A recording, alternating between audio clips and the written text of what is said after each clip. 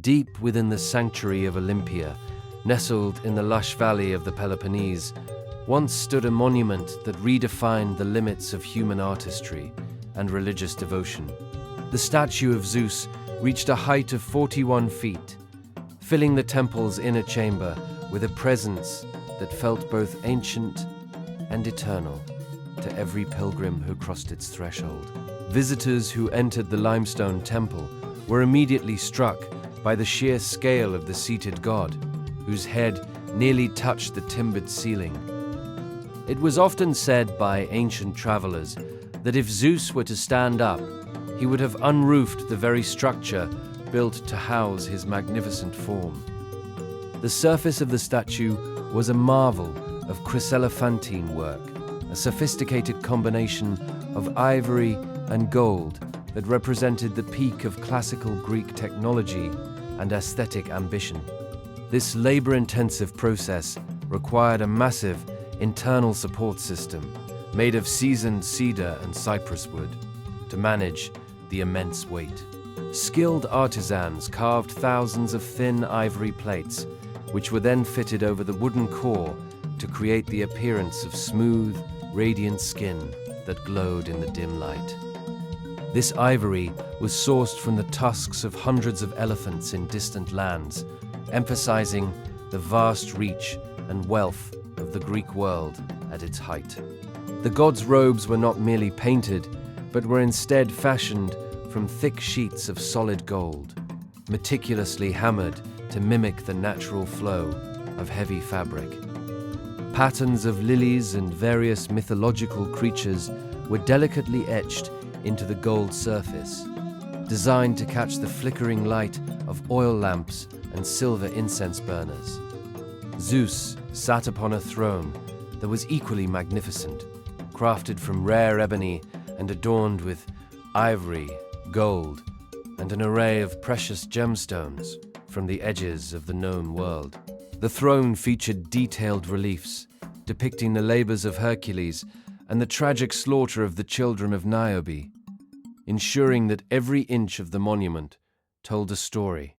In his right hand, the king of the gods held a life-size statue of Nike, the winged goddess of victory, as a symbol of his supreme authority over the mortal realm. His left hand supported a towering scepter made of various rare metals and topped with a golden eagle, the traditional messenger of the heavens. The mastermind behind this achievement was the sculptor Phidias, who had already gained international renown for his work on the colossal Athena Parthenos in the city of Athens. Phidias was invited to the sanctuary of Olympia specifically to surpass his previous achievements and create a work that would be considered incomparable for all of time. For several years, Phidias and his team of specialists worked in a custom-built studio located just a few hundred yards from the temple foundations.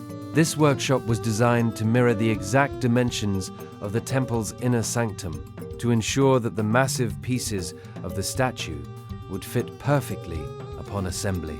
The maintenance of the statue was a continuous and sacred task, overseen by a group of officials known as the Phaedrintai, or the polishers of the god. They were responsible for protecting the delicate ivory from the humid air generated by the nearby Alpheus River Valley. A pool of fine olive oil was maintained in the floor directly in front of the statue, serving both a religious and a practical engineering purpose. The oil reflected ambient light onto the dark statue and provided a constant reservoir of moisture that kept the ivory plates from drying and cracking over the centuries.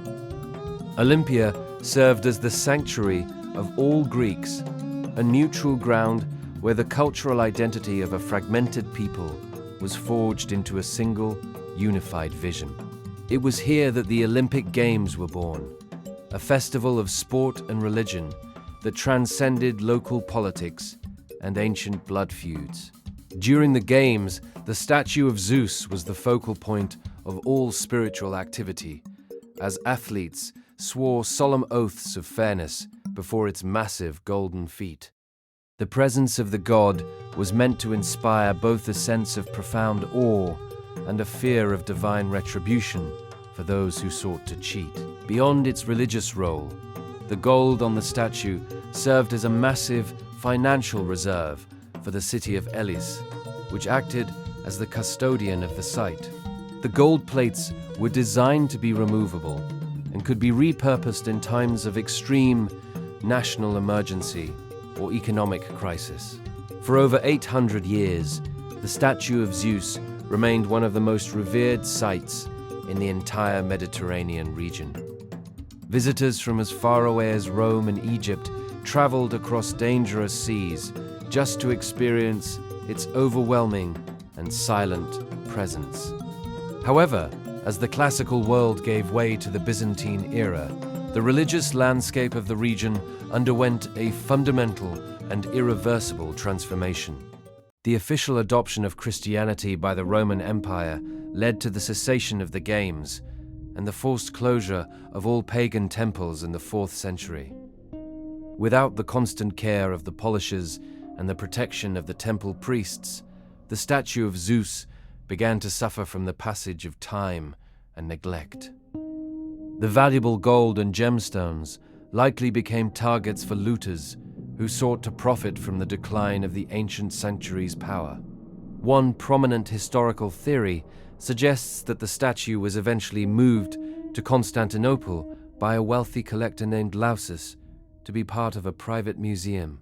It was reportedly displayed in his palace until a devastating fire destroyed the building and its priceless contents in the year 177 AD. Alternatively, some archaeological evidence suggests that the statue never left the site of Olympia and was destroyed when the temple itself burned down. Great earthquakes in the following centuries leveled the remaining walls, burying the foundations under deep layers of river silt and forest debris. For over a millennium, the exact location of Phidias's workshop and the technical details of the statue's construction were lost to the sands of time. It was not until the mid-20th century that German archaeologists discovered the workshop ruins beneath the floor of an early Christian church. Inside the excavated workshop, they found ivory waste, specialized tools, and clay molds for glass ornaments that confirmed the statue's existence and its construction methods. One of the most touching finds was a small black glazed cup with the inscription, "I belong to Phidias," scratched into the bottom. These humble fragments are all that remain of a monument that was once considered the greatest wonder of the ancient world. Even in its absence, the statue of Zeus at Olympia continues to fascinate those who study the origins of Western art and civilization.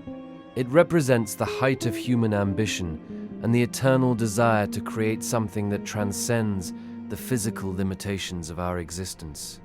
The legacy of Phidias's masterpiece lives on in our modern understanding of the Olympic spirit and the pursuit of excellence in all things. Though the gold has long since been melted and the ivory has crumbled into dust, the story of the seated god remains powerful and evocative. In the quiet ruins of the sanctuary today, one can still feel the weight of the history and the ambition that once built a giant to touch the sky. Discover more history by watching the next video. We're eager to share more with you. You can't go wrong. All our videos are deeply detailed, dull while fascinating, and distinctly sleep-inducing.